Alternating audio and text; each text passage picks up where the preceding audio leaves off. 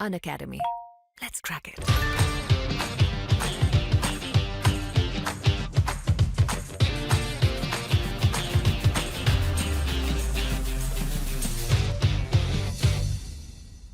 नमस्कार दोस्तों, welcome to सरकार स्टडी बेस। तो चलिए इस क्लास में हम पढ़ने वाले हैं बैंकिंग सुधार। हमारे चल रहा है बैंकिंग सुधार से संबंधित जो समितियां है वो हम पढ़ रहे हैं। और इसके बाद हम जो है अगली जो समिति है, जैसे कि हमने कुछ समितियों के बारे में बात किए थे, और अभी हम बात करेंगे रिजर्व बैंक द्वारा गठित कुछ प्रमुख समितियाँ जो कि बैंकिंग सुधार से रिलेटेड थी। तो इनके बारे में हम जानेंगे। उसके बाद अन्य जो चीज़ें हैं वो भी हम यहाँ पे देखने वाले हैं। तो कौन कौन सी समितियाँ थी जिनके द्वारा बैंकिंग सुधार से रिलेटेड विभिन्न प्रकार की अनुशंसाएं यहाँ पे दी गई। तो देखिए, यहाँ पे आपको देखने मिलेगी बिमल जालान समिति। ये बिमल जालान समिति की अगर बात करें तो यहाँ पे इसको हम देख सकते हैं अक्टूबर 2013 के अंतर्गत ये देखने को मिली। यहाँ पे भारतीय रिजर्व बैंक ने जो है पूर्व जो गवर्नर थे, पूर्व गवर्नर का नाम क्या था? बिमल जालान। और इन्हीं के नाम पर, मतलब इनकी अध्यक्षता में, एक उच्च स्तरीय समिति का गठन किया। इस समिति का कार्य क्या था? जो नए बैंक थे, यानी कि जो न्यू बैंक थे, जिनको लाइसेंस की आवश्यकता, यानी कि जो न्यू बैंक की स्थापना है उस हेतु लाइसेंस दिए जाने की जो समीक्षा है वो करना था। साथ ही अगर बात करें तो हमको 25 फरवरी को, ठीक है, 25 फरवरी 2014 को, 25 फरवरी 2014 को इसने जो है अपनी रिपोर्ट किसको प्रदान की? आरबीआई को। तो बस इतना आपको इम्पोर्टेंट याद रखना है। किससे रिलेटेड थी ये? बैंकिंग सुधार, यानी लाइसेंस से संबंधित यहाँ समीक्षा देना था। और इसने अपनी रिपोर्ट 25 फरवरी 2014 को, और बनी कब थी ये? 2013 को, ठीक है। नेक्स्ट जो समिति है वो देखने को मिलती है हमको उर्जित पटेल कमेटी। और ये जो है भारतीय, मतलब रिजर्व बैंक के गवर्नर भी थे। तो यहाँ पे जो आरबीआई है, भारतीय रिजर्व बैंक जिसे हम बोलते हैं, उसकी मौद्रिक नीति के ढांचे का विश्लेषण, यानी कि जो मॉनेटरी पॉलिसी होती है, मॉनेटरी पॉलिसी का जो विश्लेषण है या एनालिसिस करने के लिए और उसको और अधिक मजबूत बनाने के लिए उर्जित पटेल की अध्यक्षता में एक समिति का गठन किया और इसने अपनी रिपोर्ट प्रस्तुत की। रिपोर्ट में बहुत सारी जो है क्या थी, एक प्रकार से जो अनुशंसाएं हम बोल सकते हैं या सिफारिश बोल सकते हैं, जिसके द्वारा इन चीज़ों को सुदृढ़ या मजबूत बनाया जा सके। तो यहाँ पे था मुख्य रूप से सीपीआई, यानी कि हम बोल सकते हैं उपभोक्ता मूल्य सूचकांक, कंज्यूमर प्राइस इंडेक्स जिसे हम बोलते हैं, इस पर आधारित दर को जो मौद्रिक नीति है, मौद्रिक नीति यानी मॉनेटरी पॉलिसी के केंद्र में रखा जाना चाहिए सीपीआई को। और नीतिगत दरें भारतीय रिजर्व बैंक और जो बाहरी सदस्य है उसमें जो है बाहरी सदस्यों वाली समिति के द्वारा तय किया जाए। साथ ही हम देखें तो हमको एक और चीज़ देखने को मिलती है, डब्ल्यूपीआई यानी कि खुदरा महंगाई दर, ठीक है। तो ये हम देख सकते हैं, इसको अगले दो वर्ष यानी कि जब ये बनी थी समिति, उससे अगले 2 वर्ष में 6% पर लाया जाए और फिर 4% का लक्ष्य यहाँ पे तय किया जाए। इसके अलावा विभिन्न प्रकार की जो है सिफारिश दी गई, जैसे कि जो वस्तुएं है उसके आधिकारिक मूल्य तय करने की परंपरा समाप्त की जाए। सरकार जो है विभिन्न बैंकों को उनके क्रियाकलापों से संबंधित निर्देश न दे, और भारतीय रिजर्व बैंक की जो ब्याज की दरें है तथा जो ब्याज की दरें मतलब जो इंटरेस्ट रेट है उसको तय करे। कृषि ऋण पर ब्याज सब्सिडी समाप्त की जाए तथा जो राजकोषीय जो घाटा होता है उसको वर्ष 2016 और 17 तक जीडीपी के 3% तक लाया जाए। तो कुछ इंपॉर्टेंट इस प्रकार की अनुशंसाएं थी, उर्जित पटेल समिति के माध्यम से दी गई। और अगली जो समिति हमको देखने को मिलती है नचिकेत मोर समिति। तो नचिकेत मोर समिति भी किससे संबंधित थी? बैंकिंग सुधार से रिलेटेड थी, जो कि आरबीआई के द्वारा यहाँ पर गठित की गई थी। और इसका जो गठन है वो हमको देखने को मिलता है 7 फरवरी को, 7 फरवरी 2014 को इसका गठन देखने को मिलता है। कौन सी समिति? नचिकेत मोर समिति। आपसे पूछा जाएगा कि नचिकेत मोर समिति किससे रिलेटेड थी, तो बैंकिंग सुधार से रिलेटेड थी। इसने अपनी सिफारिशें यहाँ प्रस्तुत की 2014 को, और देश के प्रत्येक नागरिक को वित्तीय व्यवस्था से जोड़ने के लिए, वित्तीय व्यवस्था यानी कि हर व्यक्ति को, यहाँ पे वित्तीय समावेशन हम बोल सकते हैं। वित्तीय समावेशन मतलब जो वित्तीय या आर्थिक जो सुविधा है या वित्तीय व्यवस्था है वो हर एक व्यक्ति तक की पहुँच होना चाहिए। तो इसे ही अच्छा मतलब बनाने के लिए, इसे मजबूत बनाने के लिए यहाँ पे नचिकेत मोर समिति का गठन किया गया था। और वित्तीय व्यवस्था से जोड़ने के लिए इस समिति का जो गठन है वो, देखिए, सिफारिश यहाँ पे 2014 को की गई थी, गठन इसका 2013 को किया गया था। याद रखना आपको, 2013 यानी कि 22 सितंबर 2013 को इसका गठन किया गया था। इसकी विभिन्न प्रकार की सिफारिशें थी, जैसे कि अगर बात करें हम यहाँ पे, तो जनवरी के अंतर्गत बात कर लेते हैं हम, जनवरी 2016 की, ठीक है। जनवरी 2016 तक जो है सभी वयस्क नागरिक का बैंक खाता हो, ठीक है। ये जनधन योजना 2014 में आई थी। उसके बाद ये चीज़ें यहाँ डिफाइन की गई।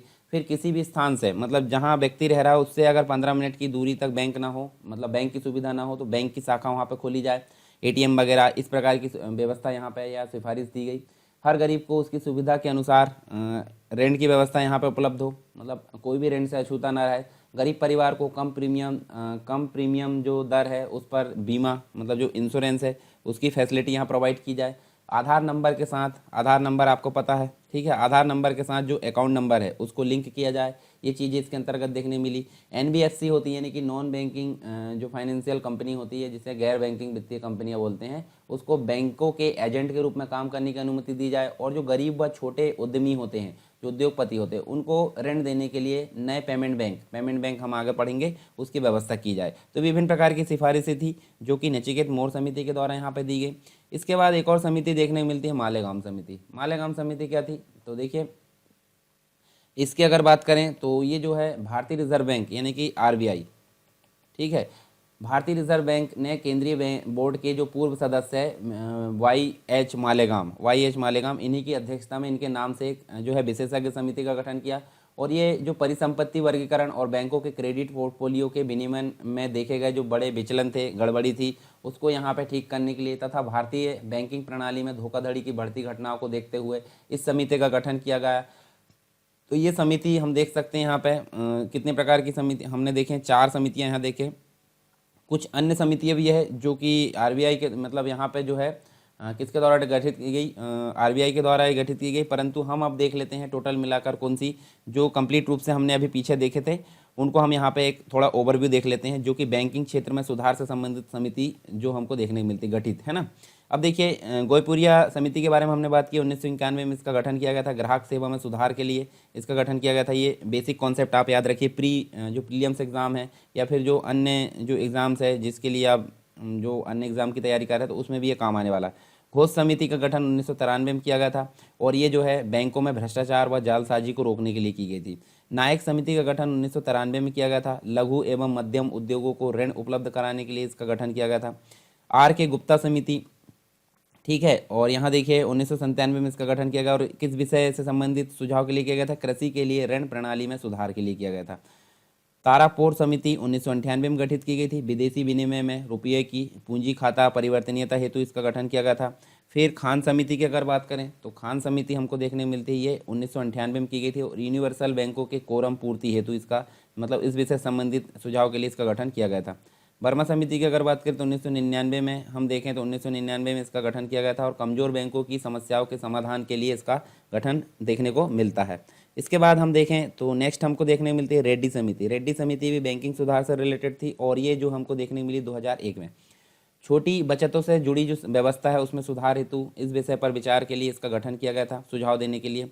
नेक्स्ट है खन्ना समिति, 2001 में इसका गठन किया गया था। गैर निष्पादन जो अस्तिया है उसकी रूपरेखा में परिवर्तन हेतु इसका जो है गठन किया गया था। फिर दीपक पारेख समिति, ये 2007 में देखने को मिलती है। बैंकिंग आधारित जो संरचना है उसके वित्तीय मामले में सुझाव हेतु इसका गठन किया गया था।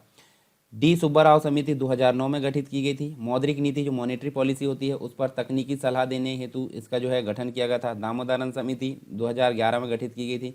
बैंकिंग सेवाओं के विस्तार हेतु इसका गठन किया गया था। फिर बिमल जालान समिति 2013 में नए बैंकों की स्थापना हेतु लाइसेंस दिए जाने की समीक्षा हेतु इसका गठन किया गया था। फिर नचिकेत मोर समिति की अगर बात करें 2014 में देखने को मिलती है। देश के प्रत्येक नागरिक को वित्तीय व्यवस्था से जोड़ने के लिए इसका गठन किया गया था, तो जो कि हम देख चुके हैं अभी, ठीक है। तो ये सारी समितियां हमको देखने को मिलती है किससे रिलेटेड, ये देखने को मिलती है हमको बैंकिंग सुधार से रिलेटेड। मतलब पहले तो हमने देखे यहाँ पे बैंकिंग सुधार से रिलेटेड कुछ समितियाँ, जैसे नरसिम्हन समिति है, नरसिम्हन समिति सेकंड है, गोयपुरिया समिति है, वर्मा समिति, दामोदरन समिति। उसके बाद रिजर्व बैंक के द्वारा भी इसी प्रकार की कुछ समितियाँ गठित की गई, जिसे हम देखें तो विमल जालन समिति, उर्जित पटेल समिति, नचिकेत मोर और मालेगाम समिति। तो इन सभी के बारे में हमने देख लिया, यहाँ टोटल मिलाकर ओवरव्यू भी देख लिया। अब बात करते हैं हम बैंकिंग लोकपाल योजना की। अनअकैडमी आपके लेकर आया है बहुत ही आकर्षक फ्री प्लान जो कि एमपीपीएससी और व्यापम के एग्जाम से संबंधित है। यदि आप फ्री प्लान लेना चाहते हैं तो आपको यहाँ पे मिलेगा 500 से ज्यादा free live classes every week और डाउट क्लियरिंग सेशन भी आपको दिया जा रहा है। वीकली फ्री मॉक टेस्ट यहाँ पे चल रहे हैं, फ्री लाइव क्विज यहाँ पे चलती है, 20 से ज्यादा क्वेश्चन यहाँ पे हर सब्जेक्ट को मिलाकर होता है। Daily T20 free live quiz यहाँ पे चलती है, 20 क्वेश्चन होते हैं, 20 मिनट में आपको इसका आंसर देने होते हैं और 8 PM पे ये सीरीज चलती है और 8:30 बजे इसका एनालिसिस कराया जाता है टॉप एजुकेटर्स के द्वारा। इसका फायदा लेने के लिए आपको क्या करना है, इसका फायदा लेने आपको डाउनलोड करना है सिंपली अनअकैडमी लर्निंग ऐप। यहाँ पे एमपीपीएससी से संबंधित कोर्स यूज कीजिए, एमपीपीएससी आपका गोल सेलेक्ट कीजिए और यहाँ पे सरकार 10 आपको प्रोमो कोड यूज करना है इस प्लान को अनलॉक करने के लिए। याद रहे सरकार 10 प्रोमो कोड यूज करने के बाद ही आप फ्री प्लान को अनलॉक कर सकते हैं।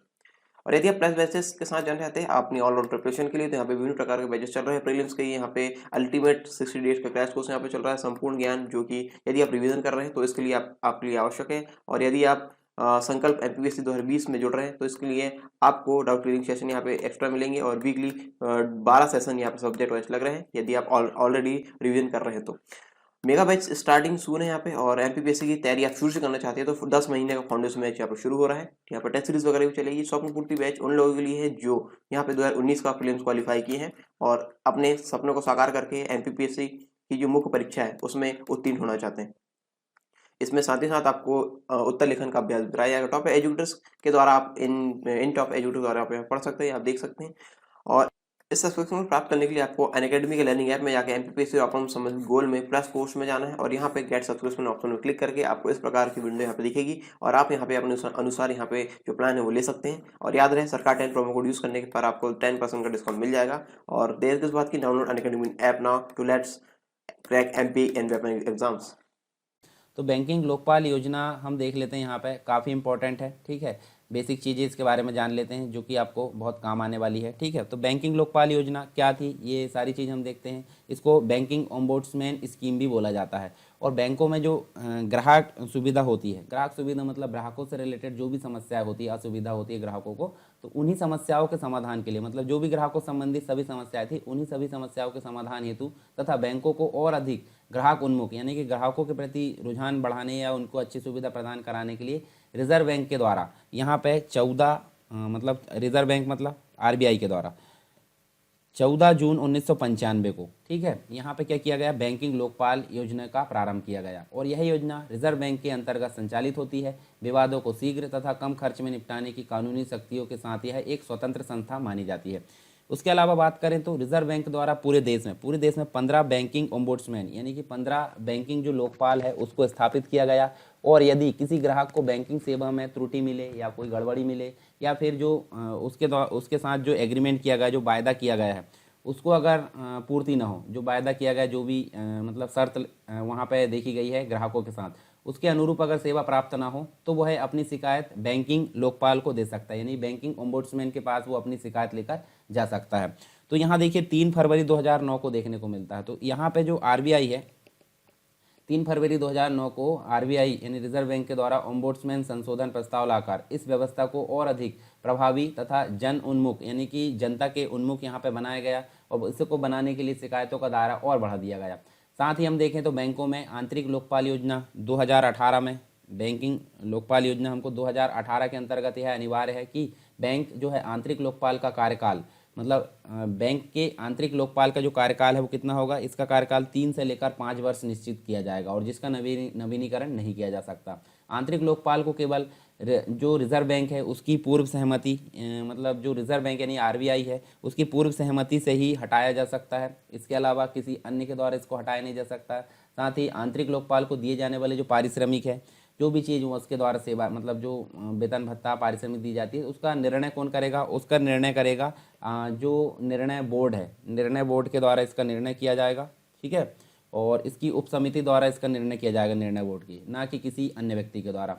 रिजर्व बैंक के अनुसार लोकपाल योजना 2018 में आंतरिक लोकपाल की नियुक्ति, कार्यकाल, भूमिका और जिम्मेदारियां, प्रक्रियात्मक दिशा निर्देश और निरीक्षण आदि इसमें शामिल है। 2018 के अनुसार जो प्रक्रिया आई थी यानी कि आंतरिक लोकपाल की जो नियुक्ति उससे रिलेटेड चीज़ें देखने को मिलती है। लोकपाल योजना 2018 के कार्यान्वयन की निगरानी जो लोकपाल है उसकी निगरानी कौन करेगा, लोकपाल योजना की आरबीआई के द्वारा इसकी निगरानी की जाएगी।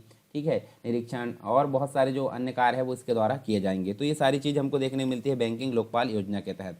उसके अलावा आप देखिए आपको देखने मिलती है बैंकिंग ओम्बुड्समैन के अधीन आने वाली जो शिकायतें हैं, मतलब ऐसी कौन सी चीज़ें हैं, ऐसी कौन सी शिकायतें हैं जिसको लेकर बैंकिंग लोकपाल के पास व्यक्ति जा सकता है, कस्टमर मतलब जो कंज्यूमर है या जो ग्राहक है वो जा सकता है। तो उन शिकायतों को हम यहाँ पर देख लेते हैं। तो पहली शिकायत है वायदे के अनुसार सेवाएं नहीं, यानी कि मतलब क्या है कि बैंक के जो प्रतिनिधि होते हैं, जो एजेंट होते हैं, उनके द्वारा सीधी जो बेची गई जो सुविधाएं है, सही जो वायदे किए जाते हैं उसके अनुसार अगर सेवाएं प्राप्त नहीं होती है तो इनसे संबंधित शिकायतें कहाँ लेकर जा सकते हैं, हम बैंकिंग ओम्बुड्समैन के पास जा सकते हैं। दूसरी चीज़ उचित व्यवहार कोड का पालन नहीं, यानी कि उनके साथ बदतमीजी की जा रही है, व्यवहार अच्छे से नहीं किया जा रहा है। ठीक है, तो किसी भी बैंक द्वारा अपनाए गए जो व्यवहार कोड, उचित व्यवहार कोड, उसका अगर पालन नहीं किया जाता तो उसकी शिकायत लेकर बैंकिंग ओम्बुड्समैन के पास जाया जा सकता है। साथ में अगर देखें तो चेक, ड्राफ्ट, बिल का जो है भुगतान नहीं, यानी कि इनका भुगतान न करना अथवा चेकों के भुगतान अथवा कलेक्शन में उचित देरी करना, तो इसको लेकर भी यहाँ पे जाया जा सकता है। नेक्स्ट है हस्तांतरित धन का भुगतान नहीं, इसका मतलब क्या है कि जो अन्य पार्टियां होती है उसके द्वारा हस्तांतरित धन का भुगतान ना करना और देर से भुगतान करना, तो ये भी इसको लेकर भी शिकायत यहाँ पे लेकर जा सकते हैं। फिर देखने को मिलता है कि जो मतलब जो ड्राफ्ट है, मतलब यहाँ पे निर्धारित कार्य है, निर्धारित कार्य में समय का पालन न करना, ग्राहक को बिना पूर्व सूचना दिए बैंक का जो प्रभार है, मतलब बैंक प्रभार लगाना या फिर वसूलना। बहुत सारे चार्जेस होते हैं ना, जैसे एसएमएस चार्जेस है या फिर कोई अन्य एटीएम चार्जेस है, तो इन प्रभार को भी बिना पूर्व सूचना के लगाया नहीं जा सकता, ना ही वसूला जा सकता है ग्राहक से। तो इसको लेकर भी वहाँ पर जाया जा सकता है ओम्बुड्समैन के पास। भारत में जो खाताधारी होते हैं, खाताधारी मतलब जो जिसका खाता होता है, तो एनआरआई यानी कि जो इंडिया के नहीं होते हैं विदेशों, तो एनआरआई की जो विदेशों से हस्तांतरित धन है, जमा है तथा बैंकिंग से संबंधित जो अन्य शिकायतें हैं वो भी लेकर जा सकता है। पेंशन से रिलेटेड अगर कोई चीज़ है तो वो लेकर भी यहाँ पे उससे संबंधित शिकायत भी इसके पास जा सकती है। क्रेडिट कार्ड से रिलेटेड शिकायत है तो भी लेकर जा सकते हैं। बैंक द्वारा रिकवरी जो एजेंट है उसकी नियुक्ति में मानक निर्देशों का पालन नहीं करना, तो भी यहाँ पे शिकायत लेकर जा सकती है। अन्य सेवा शर्तें जिसमें बैंक के जो अनुदेश है उसका उल्लंघन किया गया हो, तो ये सारी शिकायतें लेकर कहाँ जाया जा सकता है, ओम्बुड्समैन यानी बैंकिंग लोकपाल के पास हम जा सकते हैं। अब यहाँ देखिए हमको बहुत सारे खाते देखने को मिलते हैं, मतलब यहाँ पे हम देखें तो FCNRA यानी कि FCNR जो खाता होता है जिसे हम foreign currency non resident account बोलते हैं, तो इसके बारे में थोड़ी सी जानकारी देख लीजिए। यह एक सावधि खाता होता है यानी टर्म डिपॉजिट होता है। टर्म डिपॉजिट मतलब किसी कंडीशन के अनुसार डिपॉजिट करते हैं। तो दो प्रकार के होते हैं, एक तो फिक्स डिपॉजिट होता है और एक आरआर होता है, रिकरिंग डिपॉजिट होता है। तो जो अनिवासी भारतीय यानी कि जो बाहर के विदेशी व्यक्ति होते हैं तो उनको विदेशों में मुद्रा के रूप में निवेश करने की सुविधा प्रदान होती है, ठीक है। और इस खाते पर मिलने वाले ब्याज खाता धारक को जो है कोई कर नहीं चुकाना पड़ता। और बहुत सारे होते हैं, जैसे एक होता है NREA। NRE का मतलब होता है नॉन रेसिडेंट एक्सटर्नल अकाउंट, जिसे हम अनिवासी बाह्य खाता बोलते हैं। तो इसका मतलब क्या है कि अनिवासी जो भारतीय है उसके द्वारा यह खाता बचत खाता, चालू खाता एवं सावधि जमाओं के रूप में खोला जाता है। और इसके अंतर्गत जो जमाएँ होती हैं यानी जो डिपॉजिट होते हैं और उसमें प्राप्त जो ब्याज होता है उस पर कोई कर नहीं चुकाना पड़ता। फिर एक और होता है NROA। NROA का मतलब होता है नॉन रेसिडेंट ऑर्डिनरी अकाउंट, यानी कि NRO इसको खाता बोला जाता है। और यह खाता भी NRI मतलब जो शुरू में हमने देखा था NRI के द्वारा सावधि जमा चालू खाता तथा बचत खाते के रूप में खोला जाता है।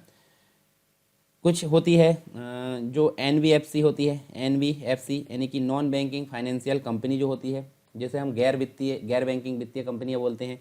तो एक अधिनियम आया था, कंपनी अधिनियम 1956 में, ठीक है, कंपनी अधिनियम 1956 में आया था। उसके अंतर्गत पंजीकृत वे सभी कंपनियां जिनका मुख्य कार्य ऋण उपलब्ध कराना, मतलब मुख्य कार्य जो होता है ऋण उपलब्ध कराना, विभिन्न प्रकार की प्रतिभूतियां यानी कि सिक्योरिटी होती, सिक्योरिटी संबंधित सुविधाएं, बीमा व्यवसाय, share, debentures, bonds, chit fund संबंधी जो व्यवसाय है आदि में निवेश करना तथा विभिन्न प्रकार से जमाएं स्वीकार करना। तो ये सभी कंपनियां किसके अंतर्गत आती है, NBFC यानी कि नॉन बैंकिंग फाइनेंशियल कंपनी, गैर बैंकिंग वित्तीय कंपनियां इन्हें बोलते हैं। तो ये सारी चीज़ हमारी यहाँ पे देखने को मिली। किससे संबंधित हमने देखे यहाँ पे जो बैंकिंग लोकपाल से संबंधित चीज़ें देख लिए, और अन्य जो चीज़ें हैं मतलब जो बैंकिंग सुधार से रिलेटेड चीज़ें हमने यहाँ देखें। एक दो चीज़ और देख लीजिए, मैं बेसिक कॉन्सेप्ट आपको बता देता हूँ, फिर हम बाकी की चीज़ें बाद में पढ़ेंगे। एक होता है बेसल मानक होता है। बेसल मानक का मतलब क्या होता है वो मैं बताता हूँ आपको। बेसल मानक, ठीक है।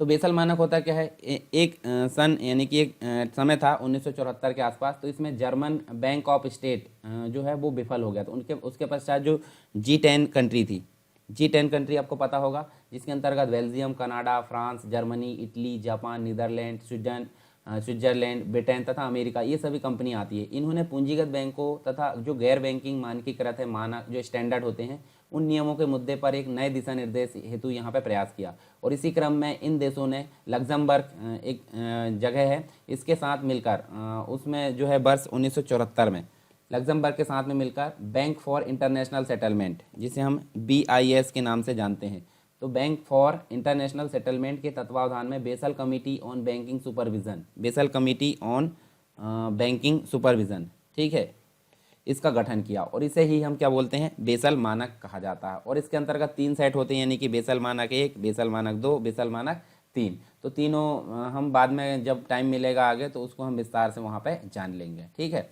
तो यहाँ पे देखिए हमने जो है बहुत सारी चीज़ें यहाँ पे कवर कर ली। इसके बाद हम कुछ योजनाएं देखेंगे। योजनाओं का मतलब जैसे मुद्रा बैंक योजना, जैसे आप देखिए यहाँ पे मुद्रा बैंक योजना, जिसे मुद्रा योजना भी बोला जाता है, प्रधानमंत्री मुद्रा योजना। उसके बाद हम देखेंगे राष्ट्रीय आवास जो बैंक है उसके बारे में, भारतीय औद्योगिक विकास बैंक के बारे में हम देखेंगे, फिर भारतीय महिला बैंक के बारे में देखेंगे। ये सभी जो है, महिला बैंक तो हालांकि जो SBI है उसमें मर्जर कर दिया गया है 2017 में। इसके बाद बाकी जो अन्य चीज़ें हैं जैसे कि बैंकिंग क्षेत्र से रिलेटेड जो टेक्नोलॉजी है, ATM वगैरह, ई-बैंकिंग है, मोबाइल वॉलेट है, प्रौद्योगिकी से संबंधित रुपए कार्ड है। इसके अलावा कुछ ऐप देखेंगे जैसे कि भीम ऐप है, पेटीएम है, ऑक्सीजन वॉलेट है, टैप एंड पे सेवा है, IMT भुगतान प्रणाली है, फ्री बैंकिंग है, मोबाइल बैंकिंग है, इससे रिलेटेड चीज़ें देखेंगे। एकीकृत भुगतान प्रणाली, कोर बैंकिंग, लेस कैश, उपनगर, कियोस्क बैंकिंग, ये सारी चीज़ हम देखेंगे। फिर उसके बाद हम देखेंगे यहाँ पे भारत में प्रतिभूति मुद्रण एवं सिक्कों का उत्पादन, जिसके अंतर्गत कुछ नोट को छापने वाली जो है जगह होती है, मतलब नोट को छापने वाले स्थान हम बात करेंगे, और कुछ सिक्कों को छापने यानी सिक्कों को टकसाल, यहाँ पे नोट के लिए छापे खाने का यूज़ होता है और सिक्कों के लिए टकसाल की यूज़, तो इनके बारे में हम यहाँ पर जानेंगे क्या क्या है। देखिए सभी चीज़ें आपको दिख रही है, टकसाल के बारे में भी जानेंगे। फिर NPA के बारे में हम जानेंगे। NPA यानी कि नॉन परफॉर्मिंग एसेट्स, यानी कि गैर निष्पादनकारी जो परिसंपत्तियाँ होती है। बैंक किसी को ऋण देता है और ऋण अगर सही समय उपलब्ध ना हो तो उसको NPA के रूप में घोषित कर दिया जाता है। तो वो क्या होती है, कितने दिनों के लिए, क्या क्या टर्म्स उसकी होती है, वो हम देखेंगे। ठीक है, और कुछ अन्य चीज़ें जैसे कि बैंकिंग क्षेत्र में NPA की पहचान, ये सारे जो है इसके अंतर्गत देखेंगे। गैर निष्पादनकारी जो संपत्ति उसका अनुपात देखेंगे, साथ में उसके वृद्धि के प्रमुख कारण, सरकार द्वारा जो है, सरकार तथा RBI के द्वारा उठाए गए कदम इस क्षेत्र से रिलेटेड, वो भी हम यहाँ देखेंगे। कुछ योजनाएं जैसे इंद्रधनुष योजना के बारे में बात करेंगे। कुछ इंपॉर्टेंट चीज़ें जैसे MICR कोड, IFSC, NEFT यानी नेफ्ट है, RTGS है, CTS है, यूनिवर्सल बैंकिंग है, कोर बैंकिंग, ये सभी देखेंगे। इसके बाद हमारा नेक्स्ट आ जाता है वित्तीय समावेशन। तो वित्तीय समावेशन होता क्या है वो हम आगे देखेंगे। ठीक है, तो चलिए यहाँ पे हम जो चीज़ें हैं बाकी की चीज़ें हम नेक्स्ट क्लास में देखेंगे। आई होप सारी चीज़ें आपको क्लियर हुई होगी। आप यहाँ टेलीग्राम चैनल को ज्वाइन कर सकते हैं, जो उत्तर लेखन ग्रुप है, डिस्कशन ग्रुप है, इन सभी को आप ज्वाइन कर सकते हैं। डिस्क्रिप्शन बॉक्स में वीडियो के नीचे आपको इसकी लिंक मिल जाएगी। तो चलिए मिलते हैं नेक्स्ट टॉपिक के साथ में नेक्स्ट क्लास में, तब तक के लिए जय हिंद। अनअकैडमी आपके लेकर आया है बहुत ही आकर्षक और फ्री प्लान जो कि MPPSC और व्यापम के एग्जाम से संबंधित है। यदि आप फ्री प्लान लेना चाहते हैं तो आपको यहाँ पे मिलेगा 500 से ज़्यादा free live classes every week, और डाउट क्लियरिंग सेशन भी आपको दिया है। वीकली फ्री मॉक टेस्ट यहाँ पे चल रहा है, फ्री लाइव क्विज यहाँ पे चलती है, 20 से ज़्यादा क्वेश्चन यहाँ पे हर सब्जेक्ट को मिलाकर होता है। Daily T20 free live quiz यहाँ पे चलती है, 20 क्वेश्चन होते हैं, 20 मिनट में आपको इसका आंसर देने होते हैं, और 8 PM पे ये सीरीज चलती है, और 8:30 बजे इसका एनालिसिस कराया जाता है टॉप एजुकेटर्स के द्वारा। इसका फायदा लेने के लिए आपको क्या करना है, इसका फायदा लेने आपको डाउनलोड करना है सिंपली अनअकैडमी लर्निंग ऐप। यहाँ पे MPPSC से संबंधित कोर्स यूज कीजिए, MPPSC आपको गोल सेलेक्ट कीजिए, और यहाँ पे सरकार 10 आपको प्रोमो कोड यूज करना है इस प्लान को अनलॉक करने के लिए। याद रहे, सरकार 10 प्रोमो कोड यूज करने के बाद ही आप फ्री प्लान को अनलॉक कर सकते हैं। और यदि आप प्लस बैचेस के साथ जाना चाहते हैं अपनी ऑल राउंड प्रिपरेशन के लिए, तो यहाँ पे विभिन्न प्रकार के बैचेस चल रहे हैं। प्रीलिम्स के यहाँ पे अल्टीमेट 60 डेज का क्रैश कोर्स यहाँ पे चल रहा है, संपूर्ण ज्ञान, जो कि यदि आप रिवीजन कर रहे हैं तो इसके लिए आपके लिए आवश्यक है। और यदि आप संकल्प MPPSC 2020 में जुड़ रहे हैं तो इसके लिए आपको डाउट क्लियरिंग सेशन यहाँ पे एक्स्ट्रा मिलेंगे, और वीकली 12 सेशन यहाँ पे सब्जेक्ट वाइज लग रहे हैं यदि आप ऑलरेडी रिवीजन कर रहे हैं तो। मेगा बैच स्टार्टिंग सून है यहाँ पे, और MPPSC की तैयारी आप शुरू से करना चाहते हैं तो 10 महीने का फाउंडेशन बैच यहाँ पे शुरू हो रहा है। यहाँ पे टेस्ट सीरीज वगैरह भी चलेगी। स्वप्न पूर्ति बैच उन लोगों के लिए है जो यहाँ पे 2019 का प्रीलिम्स क्वालिफाई किए हैं और अपने सपनों को साकार करके MPPSC की जो मुख्य परीक्षा है उसमें उत्तीर्ण होना चाहते हैं। इसमें साथ ही साथ आपको उत्तर लेखन का अभ्यास कराया जाएगा टॉप एजुकेटर्स के द्वारा। आप इन टॉप एजुकेटर्स द्वारा आप पढ़ सकते हैं, आप देख सकते हैं। और इस सब्सक्रिप्शन को प्राप्त करने के लिए आपको अनअकैडमी के लर्निंग ऐप में जाकर MPPSC और संबंधित गोल में प्लस कोर्स में जाना है, और यहाँ पे गेट सब्सक्रिप्शन ऑप्शन में क्लिक करके आपको इस प्रकार की विंडो यहाँ पे दिखेगी, और आप यहाँ पे अपने अनुसार यहाँ पे जो प्लान है वो ले सकते हैं। और याद रहे, सरकार 10 प्रोमो कोड यूज करने के पर आपको 10% का डिस्काउंट मिल जाएगा। और देर किस बात की, download Unacademy app now to let's crack MP and exams.